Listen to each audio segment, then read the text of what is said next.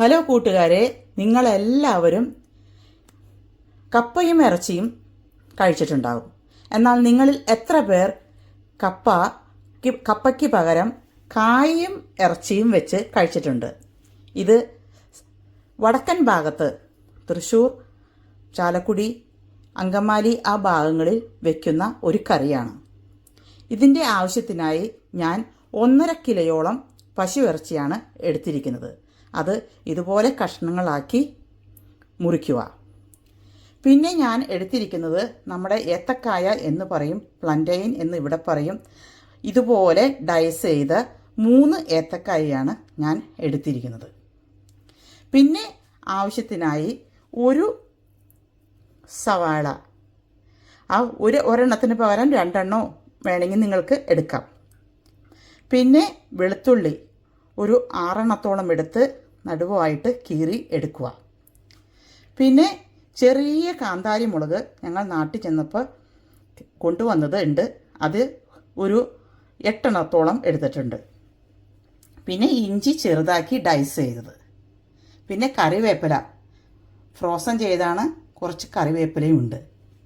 തക്കാളി 1 എണ്ണം എടുത്തിട്ടുണ്ട്. തക്കാളിക്ക് പകരം വിനാഗിരി ഉപയോഗിക്കാം. ഇനി പൊടികൾ. മസാലയായിട്ട് ഞാൻ ഉപയോഗിക്കുന്നത് മല്ലിപ്പൊടി ഒരു 3.5 സ്പൂൺ ഞാനെടുത്തു. ഈ 3.5 സ്പൂണിന് പകരമായിട്ട് നിങ്ങൾക്ക് വേണമെന്നുണ്ടെങ്കിൽ 1/2 സ്പൂൺ കൂട്ടിയോ കുറയ്ക്കുകയോ ചെയ്യാം. പിന്നെ മുളക് അധികം എരിവ് ആവശ്യം ഇല്ലാത്തതിനാൽ ഞാൻ ഒരു 1.5 സ്പൂൺ പൊടിപ്പിച്ച മുളക് പൊടിയാണ് എടുത്തിരിക്കുന്നത്.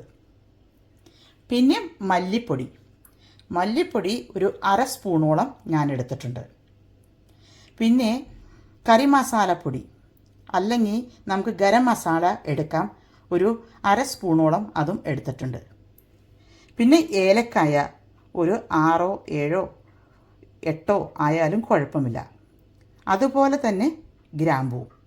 ഇത് എല്ലാം കൂടി മിക്സ് ചെയ്യും. അതിൽ ഏലക്കായ പൊടിച്ചെടുക്കും, അതുപോലെ തന്നെ ഗ്രാമ്പൂവും. ഇനി കറി വെക്കുന്നത് എങ്ങനെയാണെന്ന് പറയാം.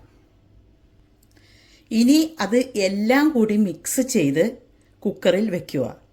ചിലർ കായ 2 3 വിസിൽ കഴിഞ്ഞ് ഇറച്ചി വെന്തട്ടേ ഇടാറുള്ളൂ.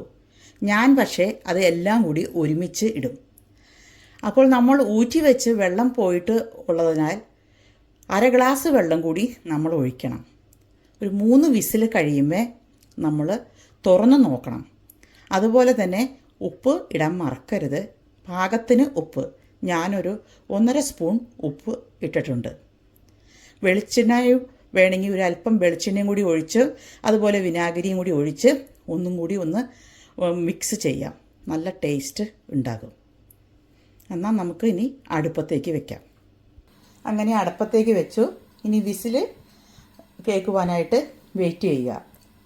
ഒരു ഏകദേശം ഒരു 3 വിസിൽ കഴിയുമ്പോൾ ഓഫാക്കി അതിൽ വെള്ളം എത്ര ഉണ്ട് എന്നൊന്ന് പരിശോധിക്കണം. പൊടിയുടെ കാര്യം പറഞ്ഞപ്പോൾ ഒരു മിസ്റ്റേക്ക് ഉണ്ടായിരുന്നു കേട്ടോ. ഞാൻ മഞ്ഞൾപ്പൊടിയാണ് 1/2 സ്പൂൺ ഉദ്ദേശിച്ചത്, മല്ലിപ്പൊടിയല്ല കേട്ടോ. അതായത് 3.5 സ്പൂൺ മല്ലിപ്പൊടി, 1.5 സ്പൂൺ മുളക് പൊടി, 1/2 സ്പൂൺ മഞ്ഞൾപ്പൊടി, 1/2 സ്പൂൺ ഗരം മസാല, പിന്നെ ഏലക്കയും ഗ്രാമ്പും പൊടിച്ചത്. ഇത്രയുമാണ് നമ്മൾ ചേർക്കേണ്ടത്. ഓക്കെ, നല്ല മണമൊക്കെ വരുന്നുണ്ട് മസാലകളുടെ എല്ലാം, ഇറച്ചി വെന്തതിൻ്റെയും കായയുടെയും ഒക്കെ. അപ്പം നമുക്കൊന്നിനി തുറന്നു നോക്കാം. ഇപ്പോൾ കാണാം നല്ല പറ്റയായിട്ട് വെന്ത് ഇരിക്കുന്നുണ്ട്. ഒന്നും കൂടി നമ്മൾ ചെക്ക് ചെയ്യണം ഇറച്ചി നന്നായിട്ട് വെന്തിട്ടുണ്ടോ എന്ന്. അതിനുശേഷം ഒന്ന് ഇളക്കിയിടുക. ഞാൻ ഇളക്കിയിട്ട് നോക്കി, അപ്പം ഇറച്ചി വെന്തിട്ടുണ്ട്. ഇതിപ്പോൾ ഇവിടുത്തെ ഇറച്ചി ആയ കാരണമാണ് 3 വിസിലിന് വെന്തത്. ചിലപ്പോൾ നാട്ടിലേക്ക് ഇറച്ചിയാണെങ്കിൽ ഒത്തിരി ഹാർഡായിരിക്കും, ഒരു 4 5 വിസിൽ അടിക്കേണ്ടി വരും. അതുകൊണ്ടാണ് ഞാൻ പറയുന്നത് 3 വിസിൽ അടിച്ചതിന് ശേഷം തുറന്ന് നോക്കണം. അതിനുശേഷം ഇറച്ചി വെന്തിട്ടുണ്ടോ ഇല്ലയോ എന്ന് അറിഞ്ഞതിന് ശേഷം വേണം കുറച്ചും കൂടി വെള്ളം ചേർക്കണമെങ്കിൽ ചേർത്തിട്ട് വീണ്ടും കുക്ക് ചെയ്യാൻ വേണ്ടി. ഇപ്പോൾ ഇതിൻ്റെ കുക്കിംഗ് കഴിഞ്ഞു. ഇനി ഞാൻ ഇത് എങ്ങനെയാണ് അത് ഇത് ഒലത്തിയിടുക എന്ന് പറയും ഞങ്ങളുടെ ഭാഷയിൽ. അപ്പോൾ അതൊന്ന് മൂപ്പിച്ച് ഇടുന്നത് എങ്ങനെയെന്ന് കാണിക്കാം. അങ്ങനെ ഇനി ഇറച്ചി മൂപ്പിക്കാനുള്ള മൂപ്പിച്ചിടാനുള്ള അതാണ് അടുത്ത സ്റ്റെപ്പ്. അങ്ങനെ നമുക്കിനി ഇറച്ചി മൂപ്പിക്കാം. അതിന് വേണ്ടിയായിട്ട് ഞാൻ വെളുത്തുള്ളി, ഒരു 3 വെളുത്തുള്ളിയും കുറച്ച് ഇഞ്ചിയും കൂടി ചതച്ചെടുത്തിട്ടുണ്ട്. നാട്ടിൽ നിന്ന് കൊണ്ടുവന്ന കല്ലാണ്. കുറച്ച് നാളുകളായി കല്ലിങ്ങനെ കൊണ്ട് ഇടിച്ച് അത് ഇട്ട് മൂപ്പിക്കാനൊക്കെ ആകുമ്പോൾ നല്ല ഒരു ടേസ്റ്റാണ്. ഇത് ഞാനൊരു ചെറിയൊരു ഉരുളി നാട്ടിൽ നിന്ന് കൊണ്ടുവന്നതാണ്. അത് ഞാൻ അടുപ്പത്ത് വെച്ചിട്ടുണ്ട്. അതിലേക്ക് നമുക്ക് ഇത്തിരി വെളിച്ചെണ്ണ ഒഴിക്കാം. വെളിച്ചെണ്ണ ചൂടായി തുടങ്ങിയിട്ടുണ്ട്. അപ്പോൾ നമ്മൾ ചതച്ച് വെച്ചിരുന്ന ഇഞ്ചിയും വെളുത്തുള്ളിയും കൂടി അതിലേക്ക് ചേർത്തു. ഇനി ഇതൊന്ന് അല്പം ഒന്നൊരു ബ്രൗണിഷ് കളറാകുമ്പോൾ നമ്മുടെ മുളക്, ഉണക്കമുളക്, അതും കൂടി ഒന്ന് ചെറിയ കഷ്ണങ്ങളാക്കി ഇടുന്നത് നല്ലതായിരിക്കും. ഞാനൊരു 3 മുളകെടുത്ത് 2 പീസായിട്ട് കട്ട് ചെയ്ത് വെച്ചിട്ടുണ്ട്. അപ്പോൾ ഇഞ്ചിയും വെളുത്തുള്ളിയും മൂത്ത് വരുന്ന സമയത്ത് നമുക്ക് അത് ചേർക്കാം.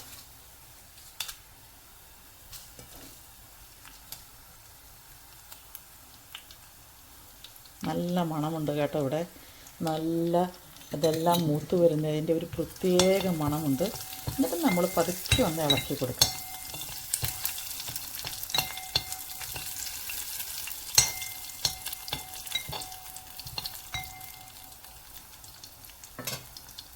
ഇങ്ങനെ മൂത്ത് വരുന്ന സമയത്ത് വേണമെന്നുണ്ടെങ്കിൽ ഇത്തിരി കറി മസാലയോ അതോ ഗരം മസാലയോ ചേർത്ത് കൊടുക്കാം.